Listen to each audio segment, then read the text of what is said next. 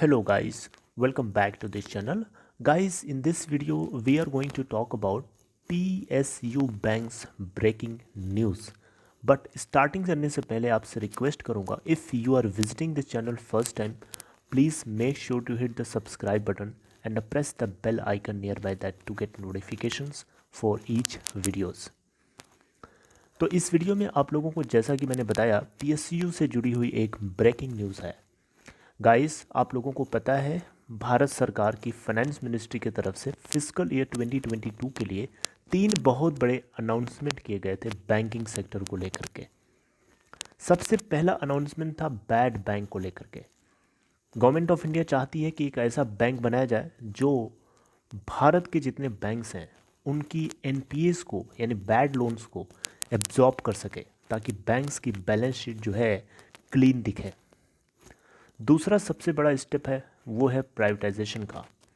Government किसी भी 2 public sector banks को चूज़ कर सकती है प्राइवेटाइज करने के लिए। कौन कौन से वो 2 बैंक्स हैं उनके बारे में हम लोग इस वीडियो के अंदर डिस्कस करेंगे। तीसरा जो सबसे बड़ा पॉइंट है जो गवर्नमेंट ऑफ इंडिया की तरफ से अनाउंस किया गया वो है कैपिटल इन्फ्यूजन का। बैंकिंग सेक्टर में गवर्नमेंट ऑफ इंडिया चाहती है कि वो कैपिटल को इन्फ्यूज़ करे, ताकि उनकी लेंडिंग कंडीशंस जो हैं फाइनेंशियल कंडीशंस हैं उनको बेटर बनाया जा सके। तो कौन कौन से वो इम्पोर्टेंट पॉइंट्स हैं जो हमें आज की इस वीडियो में नोटिस करना चाहिए, आइए डिटेल में जानते हैं। तो जैसा कि आपको पता है गवर्नमेंट ऑफ इंडिया अपने डिसइन्वेस्टमेंट प्लान के जरिए अपने रेवेन्यू को बढ़ाना चाहती है, ताकि वो स्पेंडिंग को ज़्यादा कर सके, राइट। तो इसके लिए इन्होंने 4 मिड साइज़ यानी मीडियम साइज़ और स्मॉल साइज़ के 4 ऐसे बैंक्स को इन्होंने शॉर्ट लिस्ट किया है, जिनको ये या जिनकी एसेट्स को या जिनको ये प्राइवेटाइज, जिनमें से किसी 2 को ये प्राइवेटाइज कर सकते हैं। आपको बताना चाहूँगा एक चीज़, प्राइवेटाइजेशन जो है बैंकिंग सेक्टर का, ये कोई मजाक नहीं है, ये कोई छोटी मोटी चीज़ नहीं है।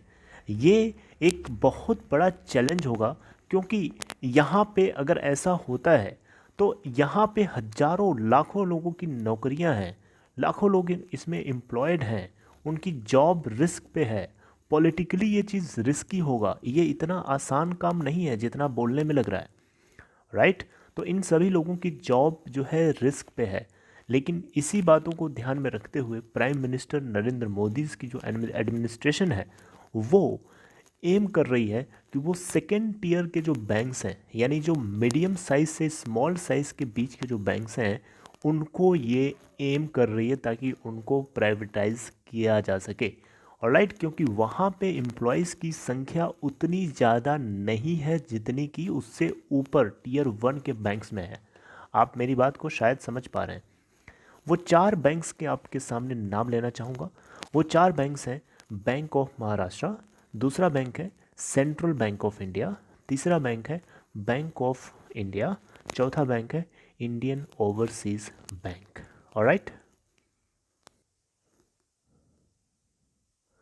ओके, तो यहाँ पे किसी भी 2 बैंक्स को गवर्नमेंट ऑफ इंडिया चूज़ कर सकती है फिस्कल ईयर 2022 की स्टार्टिंग के बाद, यानी जो कि 1 अप्रैल 2022 से 1 अप्रैल 2021 से स्टार्ट हो रहा है, लेकिन हम उसको फिस्कल ईयर 2022 बोलते हैं। आपको बताना चाहूँगा गवर्नमेंट जो है मीडियम साइज़ के जो बैंक्स हैं और स्मॉल साइज़ के जो बैंक्स हैं, इनके बीच की जो बैंक्स हैं उनको बेसिकली चूज़ करना चाहती है ये अपने फर्स्ट राउंड ऑफ प्राइवेटाइजेशन के अंदर। फर्स्ट राउंड ऑफ प्राइवेटाइजेशन का क्या मतलब है? मतलब इंडियन बैंक्स को प्राइवेटाइज करने का ये पहला राउंड ही तो है। तो इसको ये स्टार्ट इसलिए करना चाहती है ताकि वो इसमें पायलट बेसिस पे ये काम को पूरा कर सके। आपको मैंने बहुत पहले बताया था कुछ वीडियो के अंदर कि गवर्नमेंट इस प्रोजेक्ट को कंप्लीट करना चाहती तो है, लेकिन उसको पायलट बेसिस पे करना चाहती है, यानी पहले चेक करेगी, डर डर के कर रही है, क्योंकि ऐसा करने से क्या इसके इम्प्लीकेशंस हो सकते हैं एनीवन डज नॉट नो, कुछ भी हो सकता है, राइट। तो इसीलिए गवर्नमेंट ऑफ इंडिया इसको वाटर टेस्ट करने के लिए पहले छोटे से छोटे बैंक्स को चूज़ करना चाहती है। और आने वाले कुछ नए सालों में, आने वाले और सालों में, ईयर्स में गवर्नमेंट ऑफ इंडिया कंट्री के जो बड़े बैंक्स हैं उनको भी चूज़ कर सकती है इन प्राइवेटाइज करने के लिए। हालांकि गवर्नमेंट जो है यहाँ पे स्टेट बैंक ऑफ इंडिया, जो कि आपको पता है भारत का सबसे बड़ा पीएसयू बैंक है, इसके अंदर कंटिन्यू करेगी इसके अंदर कंट्रोलिंग स्टेक बनाए रखने की, ऐसी बातें इन्होंने बोली है। लेकिन नई सरकार आएगी, नया डिसीजन ले सकती है, लेकिन इस सरकार का डिसीजन ये है कि ये इसके अंदर अपनी मेजॉरिटी स्टेक को बनाए रखेगी, पूरा नहीं बेच सकती है। अब कुछ एनालिस्ट का और इकोनॉमिस्ट का मानना है कि इंडिया जो है डीपेस्ट इकोनॉमिक कॉन्ट्रैक्शन से गुजर चुका है, राइट, और इसके पीछे की सबसे बड़ी वजह पैंडमिक रही है। लेकिन मेरी तरफ से ये बातें उतनी ज़्यादा ट्रूथ नहीं लगती हैं, क्योंकि देखिए, चलो मैं मानता हूँ कि पैंडमिक ने एक बहुत बड़ा डीपेस्ट इकोनॉमिक कॉन्ट्रैक्शन किया है, लेकिन इससे पहले भी हमारे देश की इकोनॉमी इतनी ज़्यादा बहुत अच्छी नहीं चल रही थी। कोरोना वायरस के आने से पहले भी हमारे देश की इकोनॉमी उतनी अच्छी नहीं थी। कोरोना ने आया और जाकर के उसको डिपेस्ट कर दिया, दैट इज़ ट्रू, बट उससे पहले भी इतनी ज़्यादा बेटर नहीं थी, मैं ये कहना चाहता। ऑलराइट, तो यहाँ पे गवर्नमेंट जो है बेसिकली बैंकिंग सेक्टर को ओवरहॉल करना चाहती है, उनको चुस्त दुरुस्त बनाना चाहती है, ताकि उनके पास जो हैवी जो लोड है एनपीएस का उसको रिड्यूस किया जा सके। ठीक है, जो कि आपको पता है अगर गवर्नमेंट्स को अगर बैंक्स को एक बार अलाउ कर दिया जाता है कि वो अपने लोन्स को कैटेगराइज करें, जो कि अभी भी आपको पता है सुप्रीम कोर्ट ने रोक लगा रखा है। ऑलराइट, तो इसके बाद इनके एनपीएस के नंबर्स और बढ़ जाने की उम्मीद है, राइट। तो अब देखते हैं सुप्रीम कोर्ट की तरफ से क्या उसके ऊपर डिसीजन आता है, हालांकि वो अभी भी सब जुडिस है। आपको बताना चाहूँगा गाइस, यहाँ पे मोदी गवर्नमेंट की जो ऑफिस है, बेसिकली ये 4 ऐसे पब्लिक सेक्टर बैंक्स को प्राइवेटाइज करने की सोच में थे, लेकिन इनके कुछ ऑफिशियल्स ने इनको एडवाइस किया, ये सावधान रहने को कहा, क्योंकि एक बहुत बड़ा रेजिस्टेंस फेस करना पड़ सकता है यूनियन रिप्रेजेंटेटिव्स की तरफ से जो एम्प्लॉयज़ को रिप्रेजेंट कर रहे होंगे। आपको बताना चाहूँगा, यहाँ पे बैंक ऑफ इंडिया के अंदर 50,000 से ज़्यादा एम्प्लॉयज़ काम करते हैं। सेंट्रल बैंक ऑफ इंडिया के अंदर 33,000 एम्प्लॉयज़ काम करते हैं। वहीं इंडियन ओवरसीज़ बैंक में 26,000 एम्प्लॉयज़ काम करते हैं। वहीं अगर आप देखें तो बैंक ऑफ महाराष्ट्र के अंदर 13,000 एम्प्लॉयज़ जो हैं वो काम करते हैं। राइट, तो यहाँ पे बैंक ऑफ महाराष्ट्र के अंदर अगर आप देखें तो सबसे कम स्मॉलर वर्क फोर्स है, जो जिसकी वजह से गवर्नमेंट ऑफ इंडिया इसको पहले चूज़ कर सकती है, यानी ये 2 बैंक्स में से सबसे टॉप पे है चूज़ किए जाने में से, क्योंकि इसके पास सबसे कम वर्क फोर्स है। और बीओआई बैंक ऑफ इंडिया के पास सबसे ज़्यादा वर्क फोर्स है, तो उसके लिए थोड़ा सा हो सकता है उसको गवर्नमेंट चूज़ ना करे, ऐसा हो सकता है। लेकिन ये 4 में से कोई भी 2 चूज़ किए जाएंगे, ये तो श्योर एंड सर्टेन है। इसके अलावा अगर मैं बताना चाहूँगा, मंडे के दिन कुछ वर्कर्स ने 2 दिन की स्ट्राइक रखी थी, ताकि गवर्नमेंट के इस मूव को, यानी प्राइवेटाइजेशन के मूव को रोका जा सके, अपोज किया जा सके। ठीक है, क्योंकि वो नहीं चाहते कि government of India in banks में और स्टेट रन इंश्योरेंस कंपनीज़ के अंदर अपने स्टेक को सेल करे, क्योंकि उनका मानना है गवर्नमेंट ऑफ इंडिया को अपनी संपत्ति नहीं बेचनी चाहिए, राइट।